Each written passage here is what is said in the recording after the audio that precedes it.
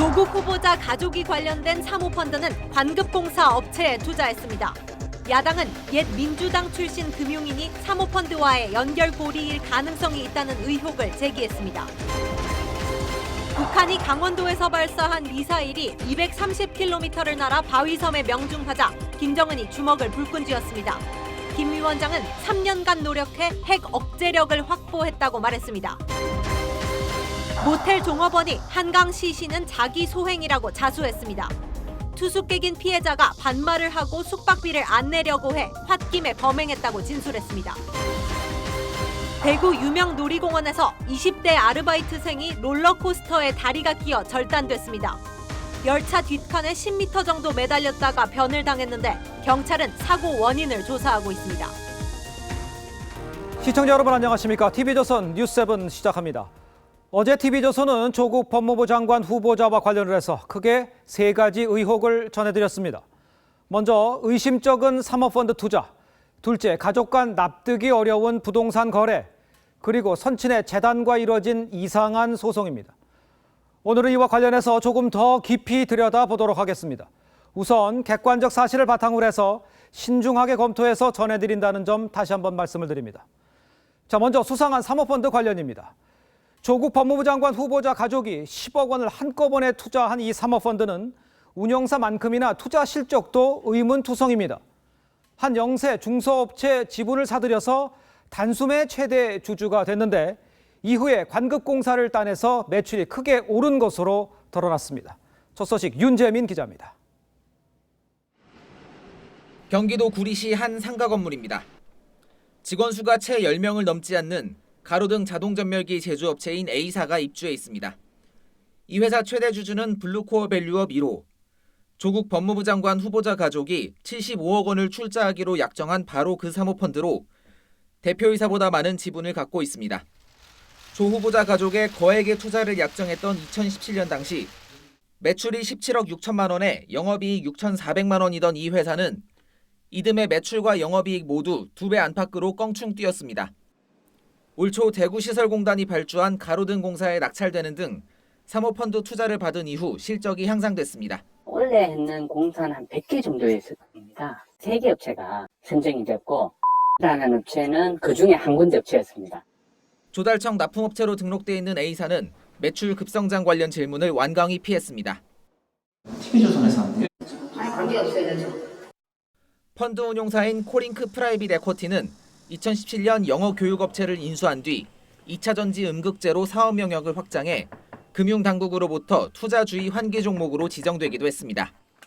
TV조선 취재진은 코링크 프라이빗 에쿼티 대표인 이모 씨에게 펀드 조성 경위와 투자 대상 관련 설명을 듣기 위해 다각도로 접촉했지만 만남이 성사되지 않았습니다. TV조선 윤재민입니다. 자, 그렇다면 조국 후보자 측은 생긴 지 2년밖에 안 되고 실적도 좋지 않았던 이 사모펀드를 어떻게 알고 거액을 투자한 걸까요? 조 후보자 측은 지인 추천을 받았다고 했지만 야당에서는 여당 출신 금융인이 연결됐을 가능성을 보고 있습니다. 이어서 신정훈 기자가 보도합니다. 조국 법무장관 후보자 가족이 74억 원 투자를 약정한 사모펀드의 법인 등기부 등본입니다. 2016년 2월 자본금 2억 5천만 원으로 설립 당시 대표이사는 S씨로 돼 있습니다. 이 S씨는 조 후보자 가족의 사모펀드가 투자한 가로등 전멸기 생산업체의 5대 주주이기도 합니다. 또 앞서 한 자산운용 회사의 상무로 근무했는데 당시 대표 A씨는 2012년 대선 때 문재인 후보 특보를 지냈습니다. 지난 19대 총선 때는 당시 민주통합당 후보로 출마했습니다. 야당에선 A씨가 조 후보자와 사모펀드의 연결고리일 가능성을 의심합니다. 조국 후보자가 투자한 사모펀드에 여당 출신 금융인이 연결돼 있다는 제보가 있어서 이를 주시하고 있습니다. 법무부 관계자는 조 후보자 가족이 펀드에 투자한 경위에 대해선 정확히 알지 못한다고 했습니다. 조 후보자 측은 한 언론 인터뷰에서 해당 펀드가 30% 수익을 냈다며 조 후보자 부인의 지인이 추천했다고 했지만 해당 펀드는 2016년 설립 이후 3년 모두 영업 적자를 냈습니다. TV조선 신정훈입니다. 자, 또 하나의 논란의 중심엔 사학법인인 이 웅동학원이 있습니다. 100년 넘는 역사의 웅동중학교를 운영하기 위해서 만든 법인인데 조국 후보자의 부친이 1985년 이사장에 취임을 했고 조국 후보자도 한때 이사로 재직을 했습니다. 현재 이사장은 조 후보의 모친으로 사실상 집안이 운영을 하고 있습니다. 이 웅동학원은 신고된 자산이 60억 원대인데 그 이상인데 대부분 가압류된 상태입니다. 신은석 기자가 정리했습니다. 2006년 조국 후보자의 동생 측은 공사 대금 51억 원을 갚으라고 사학법인 웅동학원에 소송을 겁니다. 당시 이사장은 부친인 조변현, 이사는 형인 조국 후보였습니다. 웅동학원은 변론도 하지 않다 이듬해 패소했습니다. 조 후보자 측은 웅동학원이 재정 상태가 어려워 대금을 지급하지 못한 것이 명백해 대응하지 않았다고 해명했습니다. 하지만 웅동학원이 2년 전 교육청에 신고한 등기자산 목록을 보면 학교 건물과 토지 자산 가치가 50억 원대에 이릅니다. 학교를 제외한 수익 자산으로 야산과 논밭 등의 토지는 60억 원대로 기록돼 있습니다. 60억이면 약 100억 정도 가격이라고 현장에서는 판단하고 있습니다. 2017년 60억 원대로 산정된 자산은 2006년 캠코에 1차로 15억 원, 이후 2010년 A모씨 등에게 21억 원 상당이 추가로 가압류됐습니다. 이런 재정 상태와 소송 관계에 대해 청문회 준비팀은 조 후보자가 이사였지만 내역을 정확히 알 수 없었을 것이라고 해명했습니다. 그런가 하면 웅동학원은 소송의 발단이 되는 웅동중학교 이전을 1998년 완료했습니다. 도시 중심부에 있던 본래 학교 부지는 지역 건설사에 넘겨졌습니다. 그때 당시에 갱례가 나왔거든요. 웅동학원은 조 후보자가 민정수석에 임명된 2017년에도 2천여만 원의 재산세를 체납한 사실이 알려져 도덕성 논란을 낳은 바 있습니다. TV조선 신은서입니다. 자, 북한이 어제 신형 미사일을 엿새 만에 또 발사를 했는데 오늘 그 관련 사진을 공개를 했습니다. 미사일이 함경도 연안의 작은 섬을 타격하는 사진과 김정은 위원장이 주먹을 아주 불끈 쥐고 환호하는 사진도 있습니다. 적어도 신속 타격을 과시한 건데 실전 배치가 임박했다 이런 분석도 나옵니다. 신준명 기자입니다. 김정은 위원장이 주먹을 불끈 쥐고 지휘소 모니터를 바라봅니다. 모니터 안에는 작은 바위섬이 보이는데 화염과 뿌연 연기에 휩싸였습니다. 북한이 어제 아침 8시 1분과 8시 16분에 두 차례에 걸쳐 발사한 미사일이 230km 떨어진 바위섬에 명중한 모습입니다. 이 동식 발사 차량은 수풀이 우거진 강원도 통천군 호수 일대에 위치했습니다. 지형 지물에 관계없이 어디서나 쏠 수 있다는 점을 과시한 것으로 보입니다. 첨단 무기 개발 성과는 주체적 국방공업 발전사의 전례를 찾아볼 수 없는 기적적인 승리이며 엿새 전 발사체보다 사거리는 짧지만 낮은 고도로 날아 목표물을 정확히 맞췄다는 점에서 요격이 어려운 북한판 에이테킴스 미사일로 분석됩니다. 동해상 이미 지역에 발사하여 비행 성능을 테스트한 것이고요. 이번에는 표적섬에 명중을 시킴으로써 미사일의 정확도를 테스트한 것으로 생각됩니다. 우리 군은 사흘 남은 한미연합 훈련 기간 중 북한의 추가 도발 여부에 촉각을 곤두세우고 있습니다. TV조선 신준명입니다. 자, 그런데 북한 김정은 위원장은 신무기 시험 사격을 참관을 하면서 3년 만에 핵 억제력을 확보했고 첨단 무기는 기적적 승리라고 했습니다. 핵을 확실히 가졌다 이런 말이나 다름이 없는데 자, 그렇다면 미북 간의 협상은 어떻게 되는 건지 이 관심이 쏠릴 수밖에 없습니다. 이 부분은 리포트를 보시고 잠시 후에 전문가와도 함께 확인해 보도록 하겠습니다. 먼저 엄성섭 기자입니다. 김정은 위원장은 지난 3년 동안 핵전쟁 억제력을 확보했다고 강조했습니다. 지난 3년간 간관 투쟁을 벌여 핵전쟁 억제력을 자기 손에 들어쥐던 그 기세 그 본때대로 지난 2016년 9월 김정은이 혁명이라고 칭했던 대륙간 탄도미사일 발사 실험 이후 장거리에서 단거리까지 핵미사일 체계 완성을 강조한 것으로 보입니다. 2016년도에 백두산 엔진이 개발돼서 그것을 활용해서 ICBM을 완성을 해서 이제 미국에 북한에 대한 그 공격을 막을 수 있는 억제력이 생겼다는 핵 무력 완성을 강조한 것은 비핵화에 그만큼 값비싼 대가를 치러야 한다는 걸 시사한 것으로도 해석됩니다. 북한은 또 최근 8차례 단거리 발사체 실험을 통해 남한에 대한 공격력을 높였다는 점도 분명히 했습니다. 북한 내각기관지인 민주조선은 최근 군사적 위력을 만천하에 시위한 것은 미국과 남조선 당국에 대한 경고라고 밝혔습니다. TV조선 엄성섭입니다. 자, 다음 주 화요일이면 북한이 줄기차게 이 문제를 삼고 있는 이 한미 연합훈련 마무리가 됩니다. 트럼프 행정부에서 말했던 대로 훈련 이후에 비핵화 협상이 시작될지가 지금 관심인데, 이 마침 실무 협상을 책임지는 이 스티븐 비건 미 대북정책 특별대표 다음 주 화요일에 방한을 합니다. 이채연 기자입니다. 스티븐 비건 미 대북정책 특별대표가 일본을 거쳐 오는 20일부터 2박 3일 일정으로 한국을 찾습니다. 국무부가 밝힌 방한 목적은 FFVD, 최종적이고 완전히 검증된 북한의 비핵화를 조율하기 위해서입니다. 우리 정부 고위급 인사들과 만날 예정이지만 관심은 북측 파트너로 알려진 김명길 전 베트남 대사와 판문점에서 만날지 여부입니다. 마침 비건 대표의 방한일에 한미 연합훈련도 끝납니다. 동맹연습이라고 하는 이제 요 문제가 있기 때문에, 그런데 그거 해결되면 제가 볼 때는 북미 실무 접촉할 거라고 봅니다. 동맹훈련 이후에는 북미 대화가 재개될 걸로 저는 그렇게 예측을 합니다.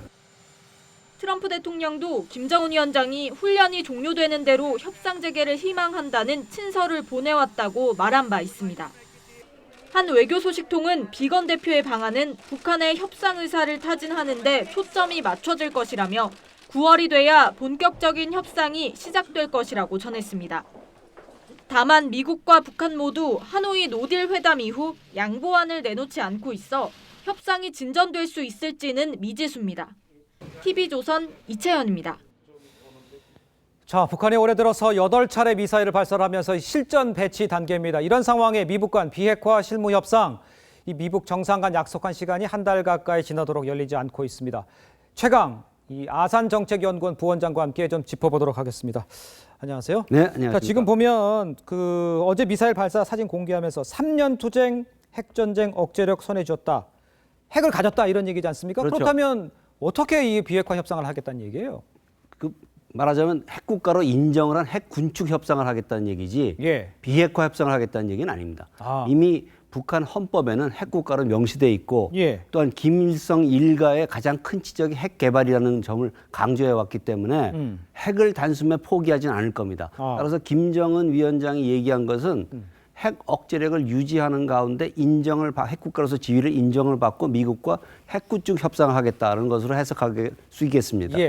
북한은 그렇게 해석을 하고 수 있다고 하지만 비건 대표가 다음 주에 온다면 실무 협상을 해야 되지 않습니까? 그렇죠. 그러면 실무 협상이 정상적으로 진행이 될 수 있을까요? 실무 협상은 일단 그 만남 자체의 의미를 둔다고 저는 생각을 합니다. 만남 자체에만. 그래서 일단 초기에서는 그 최대한의 높은 수위의 입장을 서로 얘기할 것 같다라는 생각은 들고요.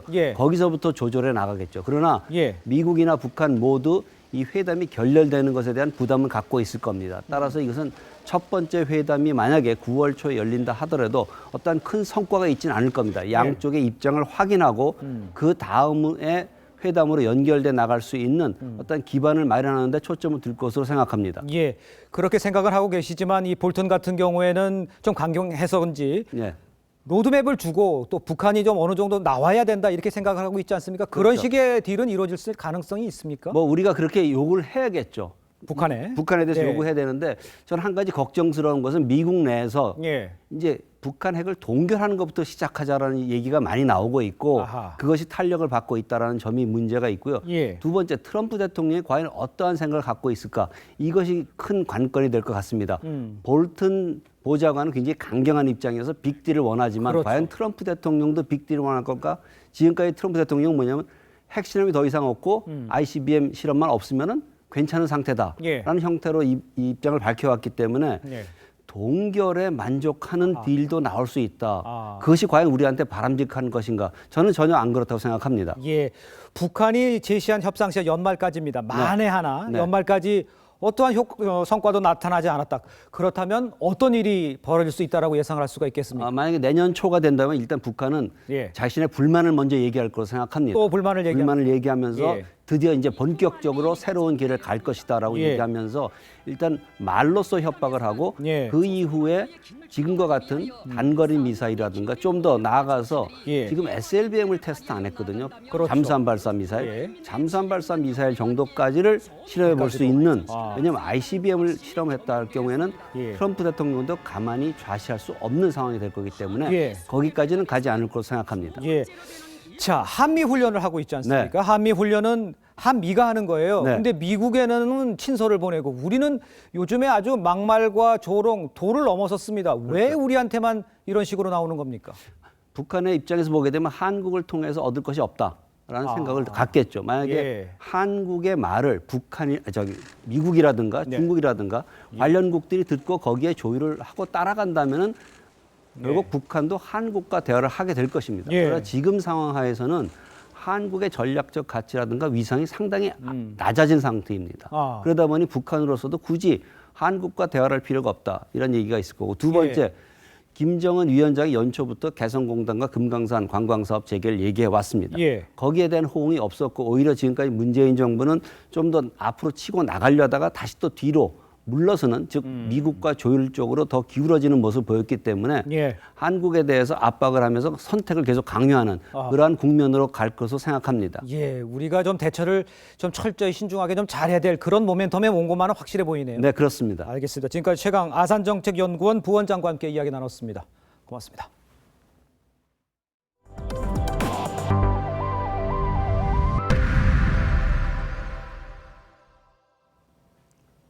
며칠 전 한강에서 발견된 몸통 시신의 범인이 경찰에 자수했습니다. 이 남성은 모텔 종업원이었는데 자신을 기분 나쁘게 해서 살해했다고 진술했습니다. 유성현 기자가 보도합니다. 오늘 새벽 1시 몸통 시신 사건의 범인이 서울 종로경찰서를 찾아가 자수했습니다. 경찰 추적에 심리적 압박을 느끼고 자수했다고 밝혔습니다. 자수한 A씨는 구로구의 한 모텔 종업원이었습니다. 지난 8일 밤 손님으로 온 32세 남성 B씨와 말다툼을 벌이다 홧김에 둔기로 때려 살해했다고 진술했습니다. 경찰은 A씨가 피해자 B씨와는 전혀 알지 못하는 사이라고 밝혔습니다. 반말하고 숙박비 안 주고 기분 나쁘게 해서 살해했다. 경찰 조사 결과 A씨는 자전거를 타고 여러 번 오가며 훼손한 시신을 강에 유기했습니다. 범인은 안양천과 한강이 만나는 이곳에서 시신을 유기했습니다. 범행을 저지른 대림동 모텔과는 9km 정도 떨어진 곳입니다. 경찰은 오늘 낮 방화대교 부근에서 시신 일부를 추가로 발견했습니다. 물가 쪽에서 발견한 거죠. 직접 어서는 우리가 못 모니까 어서는 그 하회사하고요 같이 해가지고 다니면서 발견한 거고. 경찰은 A씨에 대해 구속영장을 신청하고 진술을 바탕으로 수색을 계속할 예정입니다. TV조선 유성현입니다. 광주 도심에서 만취한 20대 운전자가 사고를 내고 달아나다 시민들에게 붙잡혔습니다. 운행 중이던 오토바이와 주차된 차량 5대를 잇따라 들이받고도 사고 수습은커녕 달아나려고 했습니다. 박건우 기자입니다. 검은색 승용차가 주차된 차량 2대를 들이받습니다. 갑자기 속도를 내더니 오토바이를 덮칩니다. 마주오던 차량에도 부딪힙니다. 사람이 쓰러졌지만 운전자는 내리지도 않습니다. 운전자는 갑자기 유턴을 시도합니다. 시민들이 쫓아가 차문을 열고 운전자를 붙잡습니다. 섞이면서 막 치려고 했어요. 차에 좀 돌려고 하는데 그 시간대가 사람이 많거든요. 완전 술에 취해가지고 되도록 하더라고요. 오늘 새벽 5시 49분쯤 광주의 한 번화가 도로에서 27살 임모 씨가 낸 교통사고입니다. 이 사고로 오토바이 운전자 57살 오모 씨가 다치고 차량 5대가 파손했습니다. 임 씨는 오토바이와 차량을 들이받은 뒤 유턴을 해서 달아나려다 간판과 차량 2대를 부딪힌 뒤에야 멈춰섰습니다. 1차 사고 내고 2차 사고 내고 또 유턴을 하다가 차 2대 닫고 좀 술 회복되고 그러면 조사 시작해야죠. 경찰 조사 결과 당시 임 씨의 혈중 알코올 농도는 운전면허 취소 수치인 0.238%로 드러났습니다. TV조선 박건우입니다. 제주 해상에서 대형 화학 운반선이 물에 잠겼다가 선원 13명이 모두 구조됐습니다. 충북 제천의 한 골프장에서는 전동 카트가 뒤집히면서 50대 여성이 숨졌습니다. 사건 사고 황선영 기자입니다. 1833톤급 화학 운반선이 왼쪽으로 20도가량 기울었습니다. 해경 고속단정이 조명을 비추고 접근을 시도합니다. 어제 저녁 5시 46분쯤 제주 마라도 남서쪽 124km 해상에서 화학 운반선에 침수 사고가 났습니다. 선체에는 벙커CU 90톤과 경유 20톤이 실려 있었지만 유출 사고는 없었습니다. 해경은 헬기와 고속단정을 투입해 선원 13명을 모두 구조했습니다. 어젯밤에 이제 헬기로 이제 제주시 병원으로 이송을 했고요. 예인 여부는 아마 그 예인선이 도착하고 나서 결정될 것 같습니다. 전동 카트 한 대가 풀밭에 맥없이 쓰러져 있습니다. 어제 저녁 6시 40분쯤 충북 제천의 한 골프장에서 55살 이모 씨 등 2명이 탄 전동 카트가 오르막길에서 중심을 잃고 옆길로 넘어졌습니다. 이 사고로 카트 뒷좌석에 타고 있던 이 씨가 가슴 부위를 크게 다쳐 숨졌습니다. 여러 방면으로 수사를 좀 진행을 해야 되는 부분들이기 때문에 여러 각도로 수사를 진행을 할 겁니다. 오늘 낮 12시 12분쯤 전남 여수시 취적터널에서 승용차 6대가 잇따라 추돌했습니다. 운전자 등 6명이 다쳤고 이 일대에는 1시간가량 정체가 빚어졌습니다. TV조선 황선영입니다. 어제 대구의 유명 놀이공원에서 아르바이트생이 크게 다쳤습니다. 롤러코스터 운행이 끝나고서야 사고 사실을 알았는데 진술은 엇갈리고 있습니다. 이심철 기자입니다. 놀이기구 철로에 한 명이 쓰러져 있습니다. 119 구조대원이 응급처치를 합니다. 사고는 어제 저녁 7시쯤 일어났습니다. 대구의 유명 놀이공원 아르바이트생 24살 A씨가 롤러코스터 놀이기구에 다리가 끼었습니다. A씨는 열차 출발 뒤 제일 뒷칸에 10m 정도를 매달렸다 사고를 당했습니다. 열차는 사고 후에도 1분 동안 정상 운행했고 운행이 끝나고서야 사고 사실을 알았습니다. 인원이 많지 않고 적지도 않고 그냥 그랬더니 앞에가 무서우니까 스릴을 원하시는 분들이 앞에 많이 타시고. A씨는 병원에서 치료를 받았지만 한쪽 다리 무릎 아래를 잃었습니다. 사고가 발생한 놀이기구는 현재 경찰 수사 등을 이유로 무기한 이용이 중단돼 있습니다. A씨는 열차 앞칸에서 뒤로 이동하며 안전장치 등을 확인하는 일을 맡았습니다. 경찰은 사고 장소에 CCTV가 없어 목격자 진술로 1차 조사했습니다. 하지만 A씨가 열차 뒤로 간 이유나 위치 등은 내용이 엇갈리고 있는 것으로 전해졌습니다.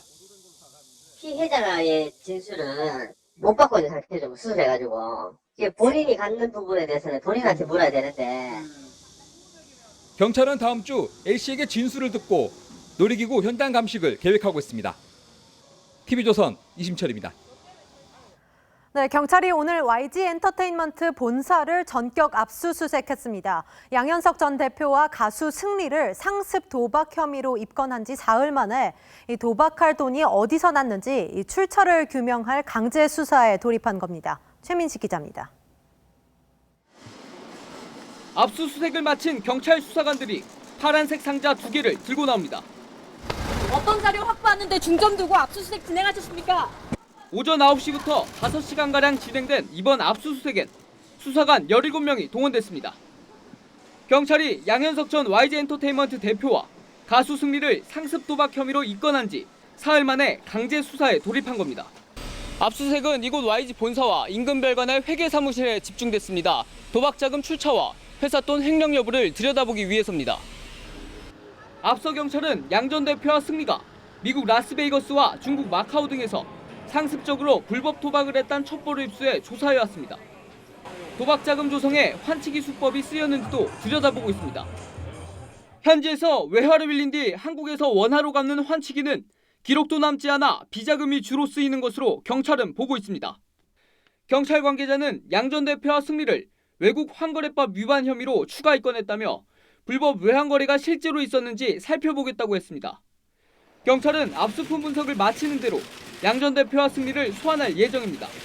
TV조선 최민식입니다. 지금까지 경찰은 매년 10월 21일을 경찰의 날로 지정해 기념해왔습니다. 그런데 경찰의 시작을 기념하는 또 하나의 행사가 지난 12일에 열렸습니다. 어떻게 된 건지 백연상 기자가 취재했습니다. 흰색 천이 소리에 맞춰 내려지고 하나, 둘, 셋. 100번 김구 선생의 흉상이 모습을 드러냅니다. 100년 전 같은 날 상해 임시정부에 초대 경무국장에 오른 김구 선생을 기리기 위해 마련된 행사입니다. 바로 위쪽 벽면에는 인물화도 걸렸습니다.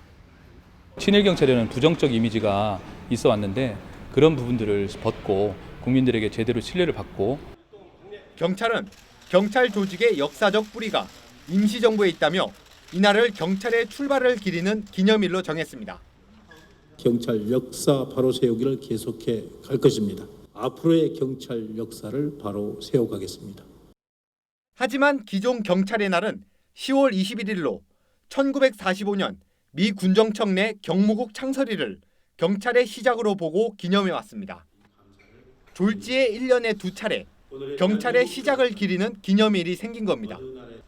흉상 설치와 추가 기념일 지정을 놓고 경찰 내부 직원들의 평가는 엇갈립니다. 미군정 아래 경무국은 친일파들이 많아 한국 경찰의 시초라 보기 어렵다는 의견과 임정 때의 경무국은 아직 조직이 갖춰지지 않아 경찰의 시작이라 보기는 무리다라는 의견들이 맞서고 있습니다. 역사는 이제 역사일 뿐인데 그 정권마다 초대 경찰청장이 누구인지가 갈라진다고 한다면 경찰은 올해 말 종료돼 임시정부 TF팀을 경찰 역사 담당관으로 상설 조직화해 운영하기로 했습니다. TV조선 백연상입니다. 자, 홍콩 반정부 시위가 오늘로 11주 차입니다. 시위대가 내일 300만 명이 참가하는 대규모 집회를 촉구한 가운데 그야말로 현장 분위기 폭풍전야입니다. 내일 예정된 대규모 집회에 홍콩 경찰이 허가를 내지 않으면서 큰 충돌이 예상이 되고 있습니다. 자, 홍콩 현지에 나가 있는 취재 기자를 한번 연결하도록 하겠습니다. 자, 이유경 기자, 내일이 분수령이 될 텐데 오늘도 도심에서 가두 행진이 이어졌었다고요? 네, 홍콩 반정부 시위대 행진은 공식적으로는 1시간 전쯤 이곳 완포아역에서 끝이 났는데요. 일부 시위대는 보시는 것처럼 역 주변에 여전히 남아있고 또 다른 장소로 이동해서 시위와 행진을 이어가는 시민들도 있습니다. 홍콩 경찰은 애초에 행진 뒤에 바로 해산하는 조건으로 집회를 허가했는데요. 이렇게 일부 시위대가 여전히 남아있어 경찰이 무력으로 강제 해산에 나설 가능성도 있는 일촉즉발의 상황입니다. 어제 주최 측 주장 6만 명이 한 곳에서 집회를 가진 것과 달리 오늘 시위는 본토 중국인들이 많이 찾는 호이삼 공원에서부터 완포아역까지 1.3km 거리를 행진했습니다. 시위 참여 대학생들은 어제 기자회견에서 괴한들의 가족 살해 협박 사실을 폭로했는데요. 시위대는 홍콩의 평화를 돌려달라고 외치며 행진을 벌였습니다. 오늘은 폭력 반대, 홍콩 구하기를 표방한 친중 성향의 맞불 집회가 타마공원에서 열렸습니다. 이 단체는 폭력을 멈춰라, 혼란은 이미 충분하다고 외쳤는데 시위가 장기화되면서 여론도 반중, 그리고 친중으로 분열되는 양상입니다. 내일은 빅토리아 파크에서 차터 가든까지 4km를 행진하는 대규모 시위가 예정돼 있고 주최 측이 300만 명의 참여를 호소해 돌발 상황이 우려됩니다. 지금까지 홍콩 완포아역에서 TV조선 이유경입니다. 트럼프 대통령이 연일이 말과 행동으로 논란에 휘말려 있습니다. 자, 이번에는 유세장에서 자신의 지지자를 반대파로 오인을 해서 조롱을 하는가 하면 그린란드를 사들이겠다 이렇게 해서 빈축을 샀습니다. 박소영 기자입니다. 현지 시간 16일 뉴햄프셔주 맨체스터의 선거 유세장. 트럼프 대통령이 한 시민의 외모를 지적합니다. That guy's got a serious weight problem. Go home, start exercising. Get him out of here, please. Got a bigger problem than I do. 자신의 지지자를 반대자로 오인해 조롱한 겁니다. But I think he thought I was part of it, but I wasn't. I was the good part of it. I love the guy.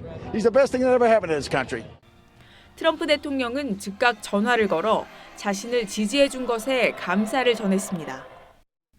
트럼프 대통령은 덴마크 자치령이자 세계 최대 섬인 그린란드를 매입하고 싶어 한다고 월스트리트 저널이 보도했습니다. 신문은 트럼프 대통령이 측근에게 그린란드 구매 가능 여부와 지정학적 가치를 물었다고 보도했습니다. 그린란드는 즉각 성명을 내 우리는 판매용이 아니다라고 반발했습니다. he could buy anything, I guess, or this is what he think he can, but you can't. Sorry. I mean, it's the people, it's the country. 미국 언론들도 비판에 나섰습니다. 소셜미디어에는 그린란드의 황금색 트럼프 타워가 들어선 합성 사진 등 풍자가 이어졌습니다. TV조선 박소영입니다. 정부가 서울 전 지역에 분양가 상한제를 적용할 수 있게 하는 초강수 카드를 꺼내들면서 재건축 아파트와 신축 아파트의 희비가 엇갈리고 있습니다. 지선호 기자입니다. 서울 마포구의 한 아파트 단지. 지난 4월 13억 6천만 원에 거래됐던 전용 84제곱미터형이 6월에는 15억 원에 거래됐습니다. 민간 택지 분양가 상한제 발표가 예고됐던 시기입니다.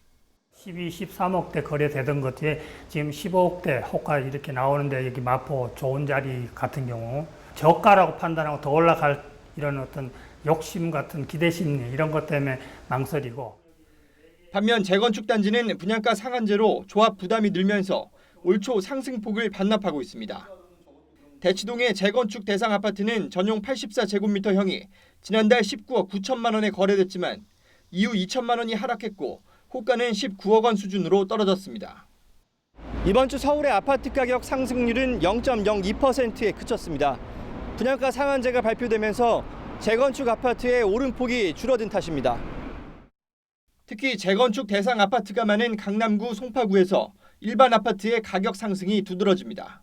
새 아파트의 희소성이 높아질 전망이기 때문에 입주 5년 차라든지 전매 규제가 짧은 입주권이나 분양권으로 소유자의 관심이 이전될 수 있겠습니다. 다만 아파트값 상승을 주도했던 재건축 단지의 가격이 떨어지면 장기적으로 일반 아파트도 영향을 받을 거란 전망도 나옵니다. TV조선 지선호입니다. 작은 어항을 유유히 헤엄치는 물고기를 보면 마음이 절로 편안해집니다. 그래서인지 이런 관상어 시장도 점점 커지고 있는데요. 희귀한 관상어가 한자리에 모인 현장을 정준영 기자가 다녀왔습니다. 하얀 비늘에 새빨간 무늬, 관상용 물고기인 비단잉어인데 한 마리 몸값이 1억 원에 달합니다. 비단잉어 한 2년 정도 되었습니다. 꿈입니다, 꿈. 예. 길게 튀어나온 주둥이가 인상적인 물고기. 진화의 흐름을 거스른 희귀한 고대어입니다. 모양이 딱따구리처럼 생겼어요. 상어 같은 느낌 들어요. 둥글납작한 몸통에 흰색 반점이 촘촘히 찍혀 있습니다. 바다에서만 살 것 같은 가오리가 민물에서 헤엄칩니다. 이 물고기는 아로와나라는 종입니다. 팔뚝만한 물고기 한 마리 가격은 4천만 원으로 웬만한 승용차 한 대 가격과 맞먹습니다. 물고기뿐만 아니라 잘 꾸민 수족관은 수천만 원을 호가하는 하나의 예술 작품입니다. 다양한 생김새, 형형색색 아름다운 매력에 관람객들은 사진으로 소장하기 바쁩니다. 국내 관상어 산업 규모는 4,100억 원. 매년 8% 가까이 성장할 정도로 인기가 좋습니다. 다만 관상어의 약 80% 정도를 수입에 의존하고 있는 건 아쉬운 부분입니다. 국내산을 좀 부가가치 있는 어종들을 좀 이렇게 확대하고자 그런 노력을 하고 있는. 반려동물에 대한 관심이 급증하면서 관상어 역시 새로운 취미 생활의 동반자로서 시장의 규모를 키우고 있습니다. TV조선 정준영입니다. 네, 놓치면 아쉬운 더하기 뉴스 시간입니다. 오늘은 정치부 최지원 기자와 함께하겠습니다. 자, 더하기 뉴스 첫 번째 키워드 보겠습니다. 협찬이 무서워. 이 JTBC 방송사 로고와 SUV 차량이 보이네요. 무슨 내용입니까? 네, 맞습니다. 바로 기아자동차 사진인데요. 네. 휴전 이후 66년 동안 아무나 갈 수 없었던 곳에 길을 연다. 기아자동차 신형 SUV 광고 문구입니다. 네. 이 차가 달리는 곳이 바로 군사분계선인데요. 그래요? 그런데 DMZ 군사분계선에서는 이 국방부의 허가가 있어야 들어갈 수 있죠. 예, 맞습니다. 특히 이 상업 광고 제작은 상상하기가 어려운 일이죠. 그렇죠. 이 기아가 12억 원을 협찬한 이 JTBC 다큐 제작팀이 이 무단 촬영을 도왔습니다. DMZ의 자연 환경을 담은 다큐멘터리를 만들겠다면서 국방부의 촬영 승인을 받았는데요. 이때 이 기아 신차를 위장막으로 가린 채 DMZ에 가져가서 몰래 광고 촬영을 한 겁니다. 네. 배경이 된 이 민통선 이북 지역과 고성 GP를 공개하게 되면 군사기밀보호법 등의 위반 소지가 생깁니다. 이 기아차 측은 협찬 조건이 DMZ 영상을 광고에 쓰는 것이었다. JTBC가 국방부와 이 촬영에 대한 협의를 마친 걸로 알았다면서 황당하다는 입장인데요. 이미 만든 광고는 폐기하고 JTBC 측에 응분의 조치를 요구하겠다고 했습니다. 네. 이 JTBC는요, 논란이 일자 하루 만에 다큐 제작을 일정 중단하고 국방부에 사과했습니다. 그렇군요. 이런 일도 있네요. 자, 두 번째 키워드 보겠습니다. 버려진 압력 밥솥의 화들짝. 이 밥솥 때문에 뉴욕 출근길이 멈췄다고요? 예, 맞습니다. 현지 시각으로 금요일 오전 7시쯤에 맨하튼 남쪽에 있는 지하철역과 그 인근 지역에서 압력밥솥 3개가 발견이 됐는데요. 네. 이 폭탄으로 의심한 시민들이 신고를 하자 경찰이 일대 교통을 전면 통제해서 대소동이 벌어졌습니다. 예. 이 압력솥 3개 모두 안에는 아무것도 없었는데 예. 경찰은 카트에서 밥솥을 내려놓은 20대 추정 백인 남성을 쫓고 있습니다. 그 예전이었죠. 이 밥솥, 압력밥솥으로 폭탄 테러 때문에 이래서 그런 거 아니에요? 예, 맞습니다. 3년 전이죠. 뉴욕 첼시에서 압력솥에 담긴 사제 폭탄이 폭발해서 30명가량이 다쳤습니다. 맞습니다. 무엇보다 또 2013년도에 260여 명의 사상자를 냈던 이 보스턴 마라톤 테러 때 예. 처음 이 압력솥 폭탄이 사용이 됐습니다. 그렇습니다. 지금 화면에도 잠깐 나왔는데요. 자, 마지막 키워드 보겠습니다.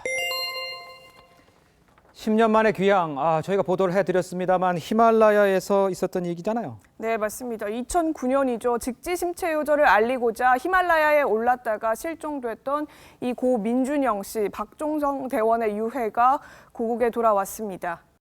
10년이라는 시간이 흘렀지만 우리 곁으로 돌아올 수 있어서, 그리고 등반을 마무리할 수 있게 돼서 다행이고 기쁩니다. 유족은 현지에서 시신을 확인하고 이 네팔 전통 방식으로 화장을 치렀습니다. 네. 이 박연수 전 대장은 두 대원이 가족들을 기다리는 모습으로 옷을 입고 있었다면서 발견 당시의 모습을 전했습니다. 이 문재인 대통령도 국민들이 두 대원의 도전 정신을 자랑스럽게 기억할 것이라면서 명복을 빌었습니다. 그렇군요. 지금까지 최지원 기자였습니다. 잘 들었습니다. 무더위가 기승을 부리는 요즘 여름밤에 펼쳐지는 알록달록 화려한 빛의 향연이 더위를 잊게 합니다. 한여름밤 빛의 축제를 구민성 기자가 소개합니다. 어둠이 내리고 하나, 둘, 조형물에 불빛이 들어옵니다. 높이 25m, 길이 100여 미터, 30여만 개 전구로 15층 높이의 바티칸 베드로 성당에 웅장함과 화려함을 재현합니다. 촛불에서 LED까지 다양한 조명으로 만든 빛 축제입니다. 터널을 통과해 형형색색의 성을 바라보면 마치 동화 속의 나라에 온 듯한 착각이 듭니다. 석가탑, 고려청자 등 우리 문화재뿐만 아니라 에펠탑, 런던 브릿지 등 세계 유명 건축물도 빛으로 재현했습니다. 더위도 피할 겸 밤에 즐길 수 있어서 너무 좋은 것 같아요. 그러니까 너무 시원하고 예상했던 것보다 볼거리가 참 많은 것 같아요. 세계 유명 도시들도 화려한 불빛 축제로 사랑을 받고 있습니다. 시드니 오페라 하우스를 비롯해 프랑스 리옹 등 도시들을 형형색색으로 물들입니다. 수십만 개의 조명이 만들어내는 빛의 향연. 한여름밤 세계인의 더위를 식혀주고 있습니다. TV조선 구민성입니다.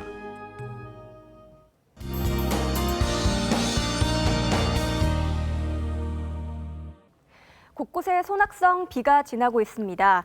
비가 좁은 지역에 짧은 시간 동안 강하게 내린다는 건데요. 오늘 밤까지는 이렇게 갑자기 비가 쏟아질 수 있겠고 영남 지역은 내일 새벽까지 오는 곳이 있겠습니다. 요즘 미세먼지가 없어서 참 좋은데요. 일요일인 내일은 하늘까지 맑아지겠습니다. 활동하기 한결 수월할 텐데 기온도 오늘과 비슷한 수준으로 심하게 덥지 않겠습니다. 내일 서울과 대전이 30도, 광주와 대구는 32도가 되겠습니다. 동해안에서는 내일까지 너울성 파도가 일겠습니다. 오늘 2명이 파도에 휩쓸리는 사고도 있었는데 내일 동해안 지역으로 나들이 가시는 분들은 안전사고에 각별히 유의하셔야겠습니다. 다음 주 중반쯤에는 또 한 번 비 소식이 들어있고요. 당분간 심한 더위나 열대야 현상은 없겠습니다. 날씨였습니다. 네, 이상으로 토요일 TV조선 뉴스 7 마칩니다. 저희는 내일 다시 찾아뵙겠습니다. 시청해주신 여러분 고맙습니다.